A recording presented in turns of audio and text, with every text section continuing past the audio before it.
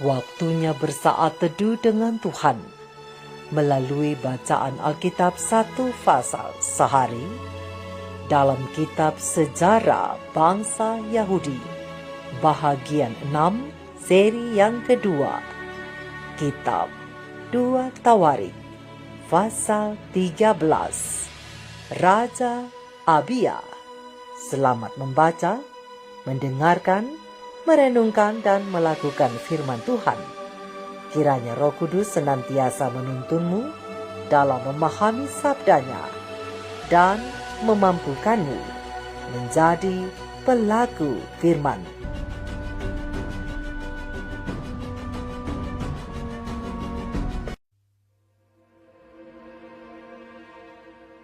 Dalam tahun ke-18 zaman Raja Yerobeam, menjadi rajalah Abia atas Yehuda.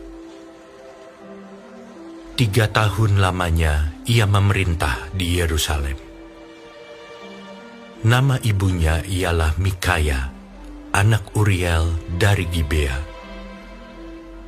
Dan ada perang antara Abia dan Yerobeam. Abia memulai perang dengan pasukan pahlawan-pahlawan perang yang jumlahnya 400.000 orang pilihan. Sedangkan Yerobeam mengatur barisan perangnya melawan dia dengan 800.000 orang pilihan, pahlawan-pahlawan yang gagah perkasa. Lalu Abia berdiri di atas gunung Zemaraim, yang termasuk pegunungan Efraim, dan berkata, "Dengarlah kepadaku, Yerobeam dan seluruh Israel. Tidakkah kamu tahu bahwa Tuhan Allah Israel telah memberikan kuasa kerajaan atas Israel kepada Daud dan anak-anaknya untuk selama-lamanya dengan suatu perjanjian garam? Tetapi Yerobeam bin Nebat, hamba Salomo bin Daud, telah bangkit memberontak melawan tuannya. Petualang-petualang, orang-orang Dursila berhimpun padanya. Mereka terlalu kuat bagi Rehabiam bin Salomo, yang masih muda dan belum teguh hati, dan yang tidak dapat mempertahankan diri terhadap mereka. Tentu kamu menyangka bahwa kamu dapat mempertahankan diri terhadap kerajaan Tuhan yang dipegang keturunan Daud. Karena jumlah kamu besar, dan karena pada kamu ada anak lembu emas yang dibuat Yerobeam untuk kamu menjadi Allah. Bukankah kamu telah menyingkirkan imam-imam Tuhan, anak-anak Harun itu, dan orang-orang Lewi, lalu mengangkat imam-imam menurut kebiasaan bangsa-bangsa negeri-negeri lain? Sehingga setiap orang yang datang untuk ditabiskan dengan seekor lembu jantan muda dan 7 ekor domba jantan dijadikan imam untuk sesuatu yang bukan Allah. Tetapi kami ini, Tuhanlah Allah kami, dan kami tidak meninggalkannya. Dan anak-anak Harunlah yang melayani Tuhan sebagai imam, sedang orang Lewi menunaikan tugasnya, yakni setiap pagi dan setiap petang mereka membakar bagi Tuhan korban bakaran dan ukupan dari wangi-wangian, menyusun roti sajian di atas meja yang tahir, dan mengatur kandil emas dengan pelita-pelitanya untuk dinyalakan setiap petang.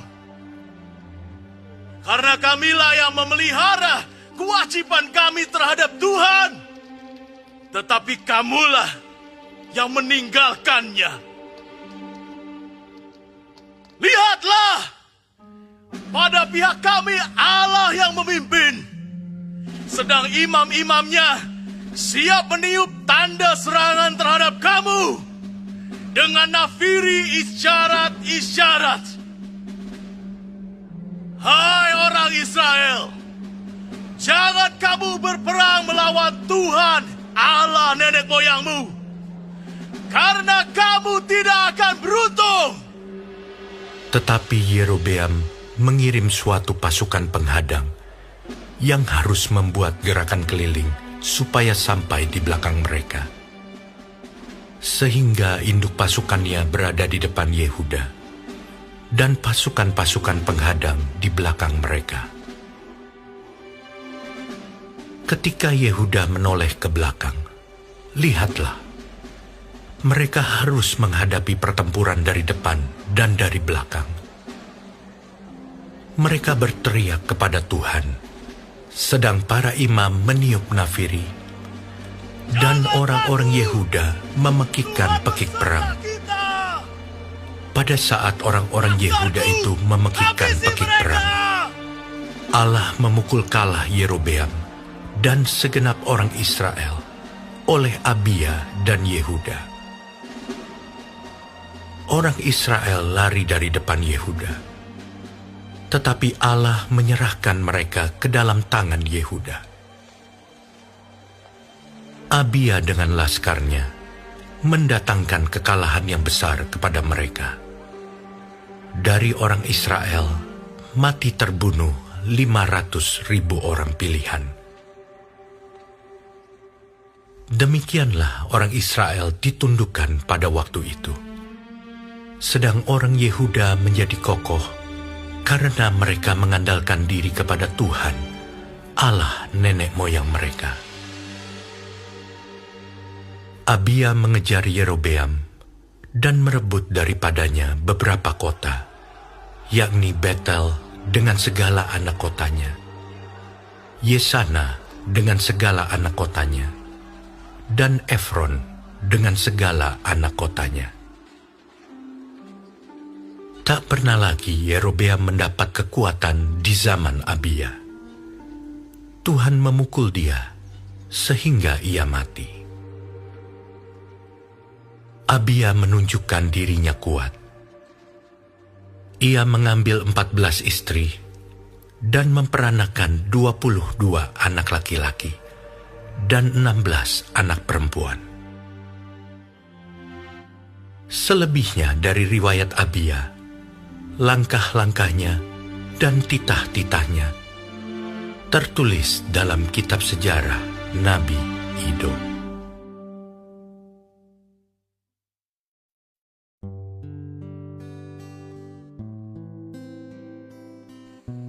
Kita telah menyelesaikan bacaan Alkitab 1 pasal sehari dalam kitab 2 Tawarik pasal yang ke-13.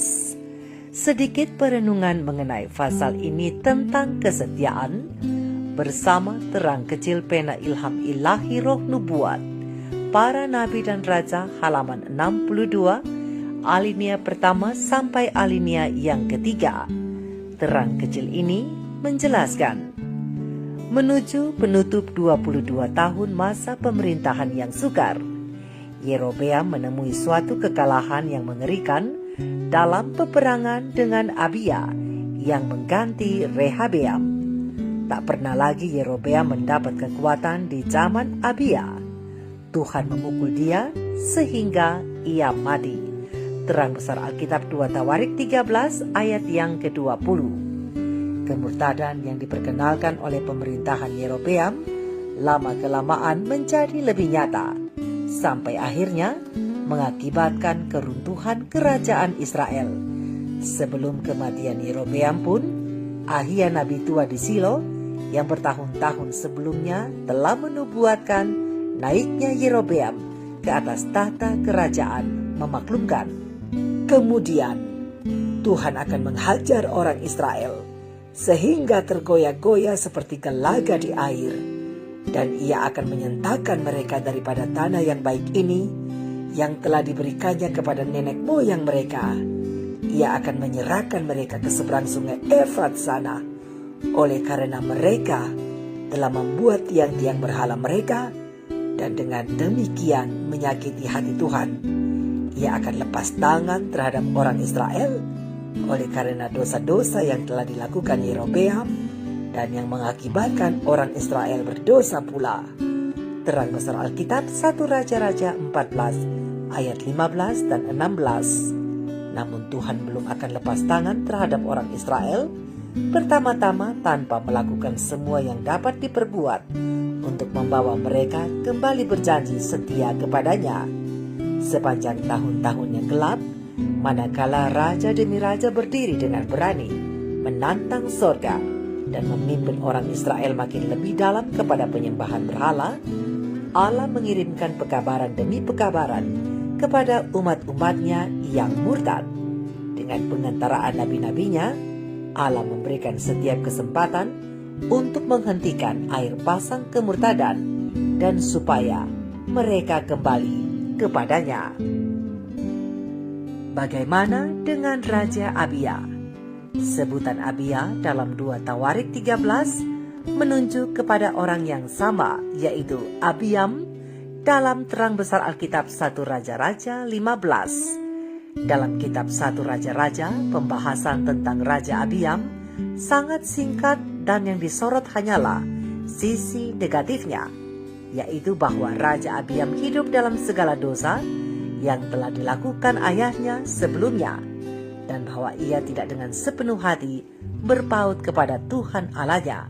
Terang besar Alkitab 1 Raja-Raja 15 ayat 3. Namun di dalam kitab 2 Tawarik 13 yang diangkat justru sisi positif dari Raja Abiam atau Raja Abia, yaitu bahwa Raja Abia bisa mengalahkan Raja Yerobeam karena ia mengandalkan Tuhan.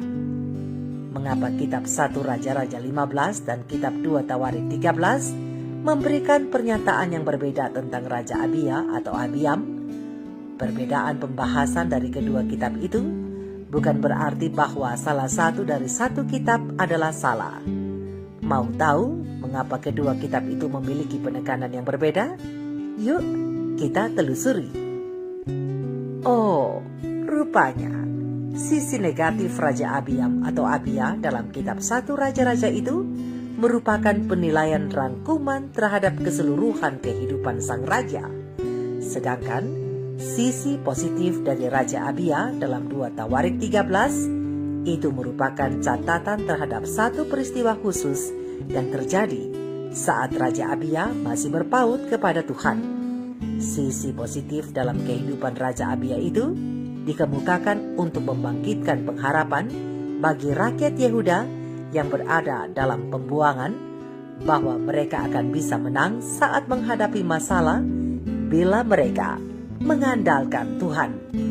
Bagi kita pada saat ini, saudara dan saudariku, kisah tentang Raja Abia atau Raja Abiam itu mengajarkan dua hal. Pertama, bila kita hidup dengan bersandar kepada Tuhan, kita dapat melakukan perkara-perkara besar, termasuk hal-hal yang tidak mungkin bisa kita lakukan dengan kekuatan kita sendiri. Yang kedua, Allah menuntut agar kita umat-umatnya setiap waktu tetap dalam ketaatan dan kesetiaan, bukan hanya pada waktu-waktu tertentu saja. Tetapi bila kita tidak setia kepada Tuhan, maka kemungkinan Tuhan Allah akan membiarkan kita mengalami kesusahan dengan tujuan untuk mengingatkan kita agar kembali setia. Ayat pedoman kita hari ini ada di dalam terang besar Alkitab 2 Tawarik 13 ayat 18. Demikianlah orang Israel ditundukkan pada waktu itu, sedang orang Yehuda menjadi kokoh karena mereka mengandalkan diri kepada Tuhan Allah nenek moyang mereka. Saudara dan saudariku, mari kita renungkan ini bersama. Tetap jaga kesetiaan, maka dengan pertolongan Tuhan kita akan dapat mematahkan serangan si jahat.